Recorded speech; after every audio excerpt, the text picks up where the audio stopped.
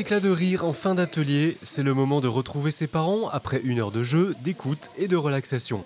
Cette chef d'entreprise propose d'éveiller les enfants selon les valeurs de l'éducation bienveillante. Une aventure lancée il y a 3 ans à Aix-en-Provence et qui remporte aujourd'hui un large succès. 500 ateliers par mois sont organisés en France et dans 14 autres pays. Les enfants adorent et les parents aussi. Les parents aussi sont demandeurs que les enfants acquièrent ces outils en toute autonomie et se construisent par eux-mêmes en apprenant à s'aimer, à se connaître, en développant leur estime d'eux-mêmes, leur confiance en eux. Toutes ces valeurs qui sont hyper importantes pour une vie d'adulte épanouie demain. Des enfants heureux et de futurs adultes épanouis, cette responsable d'entreprise concrétise un rêve imaginé il y a plusieurs années en conciliant vie professionnelle et transmission de valeurs positives.